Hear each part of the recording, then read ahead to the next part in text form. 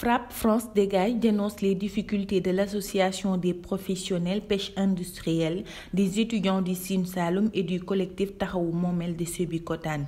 En conférence de presse ce matin au siège du mouvement, Frappe a apporté son soutien à ces organisations.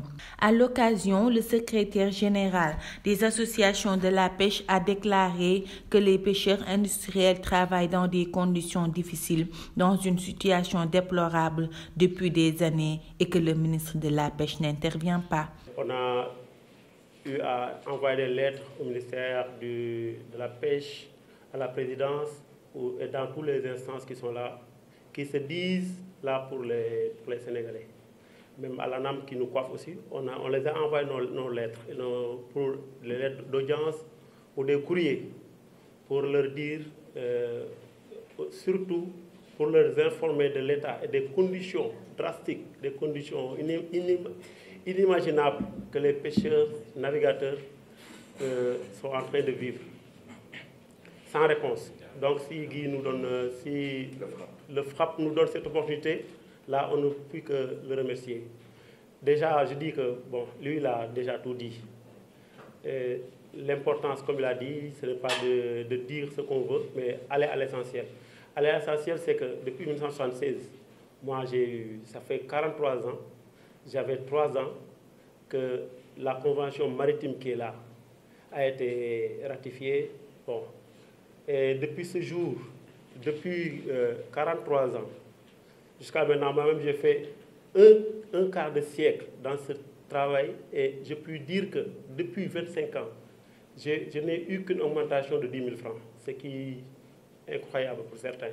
Après, ce fut le tour des étudiants de l'université du Sine Saloum, d'El Hadj Ibrahima Niass, se fustiger des difficultés conditionnelles auxquelles ils sont confrontés avant d'étayer leur plaidoyer par la voix de leur camarade Serigne Fallou Guissé. Dans le cadre de notre plateforme de revendication, le comité exécutif a pu faire décréter ces étudiants des grèves illimitées de GST. Pourquoi? Parce qu'on constate des lenteurs administratives que nous vivons là-bas, à Kaffrine. Donc, on peut dire que c'est une université qui a été créée par Macky Sall, par son régime de plan émergent. Mais ici, on ne peut pas dire un plan émergent. On peut dire que c'est un plan d'émergent. Parce que ça ne pousse pas et ça n'arrache personne. Nous sommes déjà des générations de sacrifices. Parce que je crois qu'on nous sacrifie. On a tout fait pour avoir notre bac.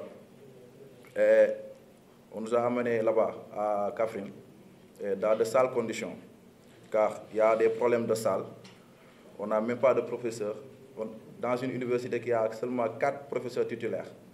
Et dans ces 4 professeurs titulaires, à chaque fois, ils partent dans des campagnes pour Macky Sall. Donc, il y a le respect des non-semestres. Tu peux venir pour faire une année. Donc, on démarre les cours de 2e semestre. Alors qu'on devait démarrer les cours du 1er semestre, en premier lieu. Donc, ici, il y a des manques d'équipement dans l'amphithéâtre. Parce que depuis lors, on n'a pas encore terminé notre université, qui se trouve à Kaffrine. Donc, nous étudions dans des primaires, dans les CEDEPS, dans les salles polyvalentes, dans les conseils départementaux. Donc, cette situation est déplorable. On constate aussi que depuis la première promotion, et là-bas, depuis 2018, jusqu'à présent, ils n'ont pas encore reçu leurs attestations. Pourquoi? Parce qu'il y a le manque d'incompétence du personnel administratif. Quant au collectif Taxawu Moomel de Sébikotane, ils dénoncent par la voix de leur coordonnateur Abibou Diarra la délocalisation des habitants de Sébikotane impactés, subissent les impacts du terre et appellent l'État à augmenter leur indemnisation. Il y a eu une première phase du terre qui quitte Dakar jusqu'à Diamniadio et qui, dans sa globalité, épouse la ligne ferroviaire déjà existante. Maintenant, la deuxième phase, lancée le 5 mars 2021 par le président de la République quitte Diamniadio pour aller à AIBD. Il y avait un tracé initial qui a été dégagé. Ce tracé devait passer au sud de l'autoroute. Mais ce tracé-là, long de 17 km, a été modifié pour passer à travers la commune de Sébikotane. Donc il y aura des maisons qui seront impactées, il y aura des places d'affaires qui seront impactées, mais également des champs agricoles qui seront impactés. Donc fort de son constat, il devait y avoir donc un traitement spécial. Pourquoi un traitement spécial? Parce que comme vous le savez, dans la première phase, dans sa globalité, comme je l'ai dit tantôt, l'emprise ferroviaire était déjà existante. Mais au niveau de Sébikotane, il y a une nouvelle ligne qui a été créée de 2 km qui s'ajoute à 17 km qui fait 19 km. Donc, tout au début des conciliations, les autorités étatiques nous avaient promis que vous allez être indemnisés sur 2 commissions. Une sur le bâti et une autre commission sur le foncier. Maintenant, fort de cet engagement, presque 700 impactés ont signé en attendant leur chèque du foncier. Quelques mois plus tard, les autorités sont revenues sur leurs promesses pour nous dire que maintenant vous ne serez plus payés sur le foncier.